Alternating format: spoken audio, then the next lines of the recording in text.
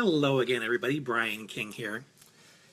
I want to share with you a question that I've begun asking everybody that I connect with, whether it's on Facebook or whether it's over the phone. And I started doing it with a client over the past week or so. And it was a pretty interesting and amazing insight for him to consider the implications of this question. And hey, I see people are starting to tune in. If you're here, say hi, give me a like, give me some hearts. Let me know that you're here so that we can jump right in. Michelle, thank you so much. You're going to love this, Michelle, I promise you. And anybody else that's here and on board, jump on in, comment, let me know that you're here. And I'll repeat this a couple times so anybody that comes on later can get the benefit of it as well. So this is a client, I'll give you a little context, a client of mine who is been anxious for as long as he can remember. Anxiety seems to be his default setting, or so he's decided. There are some people who are depressed. In fact, they claim it as an identity. They'll say, I'm so-and-so and I'm depressed, and depression is real, and depression is something that we need to deal with. Now, I'm not minimizing depression. I've had depressive episodes in my life before, and I felt genuinely stuck, okay? But here's something that people who make such declarations, I'm just an anxious person, I'm just an angry person, I'm just sad all the time. Here's what they miss, okay? And here's the question that I asked my client and that I'm asking people nowadays that's really causing them to think. I will greet them and I'll say to them, how are you feeling right now? Which is a different question than what most people are used to being asked. They're used to, how you doing? What's new? How's your week going? And they're used to answering in general terms. In fact, I've caught this with clients. Then this tells you, and you can do this with your friends too, and it'll tell you how they tend to think about their life. If you say, how you doing right now? And they say, man, it's been a tough week. Okay. So they're measuring how they feel on the entirety of the week. Or they might say, man, this day's been really rough. Or this day has been really great. And they're thinking very globally. But here's the key. You and I both know intellectually that feelings don't last. They come and go like the wind. You know, you can hear a joke and you can laugh your butt off for 5 minutes. And then maybe you'll get distracted by something else. You'll go back to work and suddenly you're serious. But it doesn't mean you're incapable of laughing and feeling happy. It just means you've switched your focus. So now the emotions that come up for that moment show up. Interesting, isn't it? So when someone believes that they're, oh, I'm just anxious, I'm always anxious, and then you see them smile, and you ask them, how are you feeling right now? And maybe they'll say, oh, I'm feeling, pretty relaxed, I'm feeling pretty happy. That's wonderful. How you doing that? It's because you changed your focus. You allowed yourself to be filled with something that elevated your mood. Now, this is what happened with the client. This is one of the insights that he discovered. Is he's so used to feeling anxious all the time and telling people he's anxious that when he does feel happy, that happiness is incongruent with his decision. He almost questions its validity and says, how can I be happy? I'm an anxious person. How can I possibly feel calm? I'm anxious all the time. Get the hell out of here, happiness. That's literally what he does. He's so convinced that he's an anxious person that when happiness shows up, even for a moment, he kicks it out the door because he doesn't know how to do it. Because he believes that this decision he's made about his experience at life must be defended. I'm an anxious person, damn it. I've decided so. That's my story and I'm sticking to it. So if happiness shows up, screw it. Seriously? The one thing that you're looking for, even if it shows up in the minutest amount, you're going to get rid of it. So this is the thing to start practicing. Throughout the day, check in with yourself. How am I feeling right now? Am I feeling stressed? How am I doing that?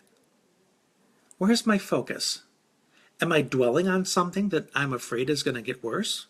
Or maybe something that hasn't happened at all that I'm afraid is coming? Am I focused on something that reminds me of somebody I love or something I'm proud of? Tony Robbins has this wonderful phrase. He says, where focus goes, energy flows. So when you focus on something negative, all of your energy gets focused into that. It's like blowing oxygen on a fire. Poof. The more energy you give it, the more power it has. But the same is true for that little spark of happiness that shows up. Even though the anxiety or the fear or the depression may seem to be this huge cloud.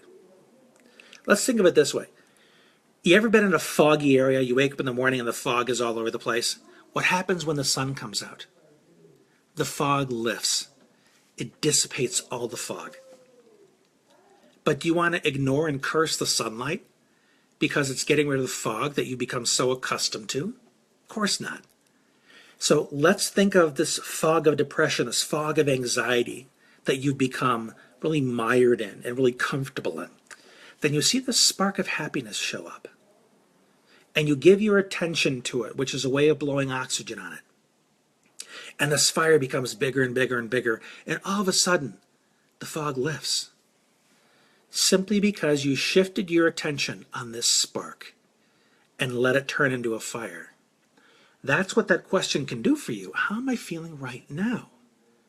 Allow your attention to be drawn to what may, in your belief system, be an exception to the rule.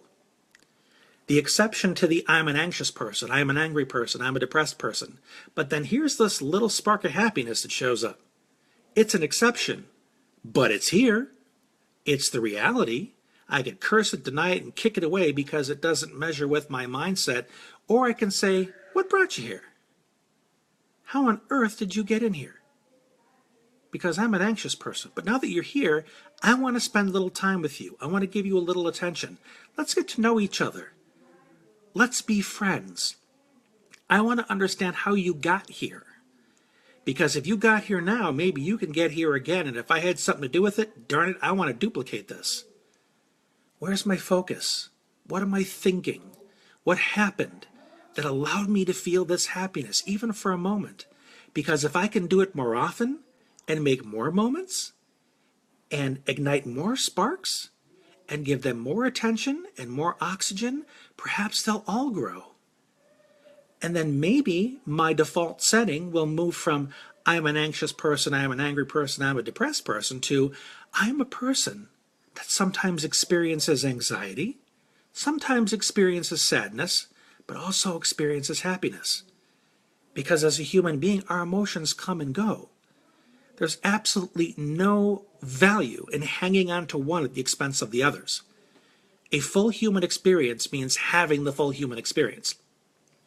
Instead of always wanting to be happy and pretending you're not sad because you're supposed to be happy. Happy is positive. Positive people are happy. Positive people are human.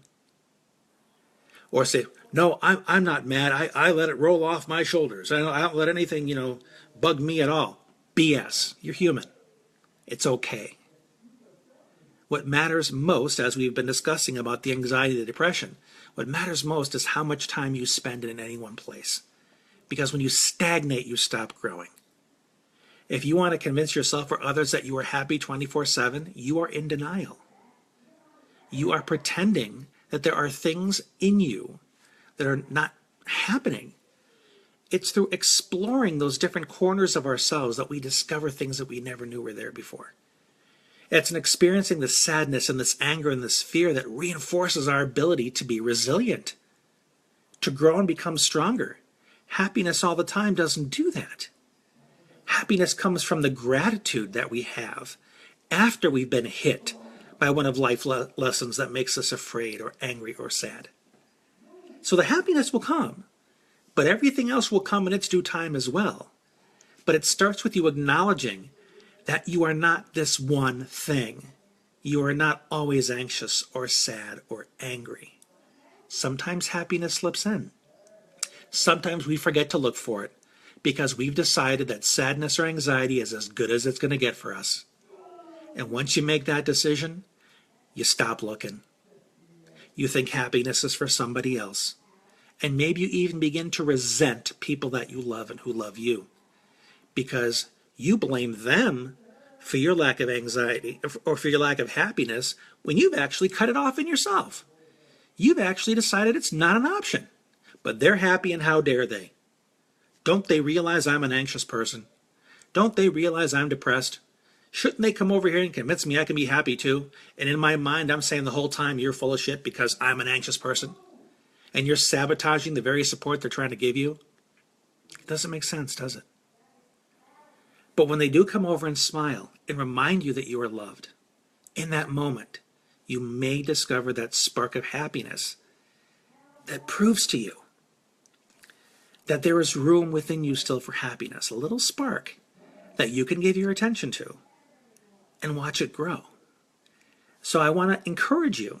Hey, Zaza, Lori, Karis. So I want to encourage you, begin asking yourself this question throughout the day and ask the people in your life this question. Don't say, how are you? How are you today? How's your week going? Ask them, how are you feeling right now? Because you're giving them an opportunity to discover those little moments of happiness that peek in throughout their day that they may have missed because they're so focused on how the days go. This day really sucks.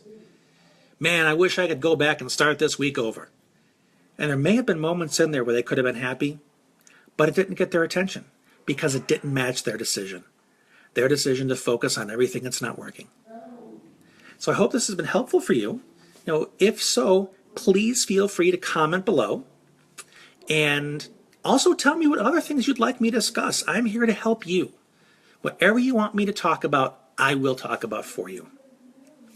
If you need some guidance or want to discuss a particular challenge in your life, anything you want to discuss, I'm happy to support you on it. Just send me a private message. Or if you want to ask questions about this, go ahead and send me a message. And if there's anybody you think in your life that is missing those little sparks of happiness because they spend too much time focusing on how anxious or sad or angry they are, please share this with them. I think it's something that could really help them a lot. In fact, ask yourself this question. Who do I know that could really benefit from this message? That I could share this video with as soon as Brian is done talking, which is now. This has been Brian. Thank you so much for chiming in. I really appreciate your time. Talk again soon.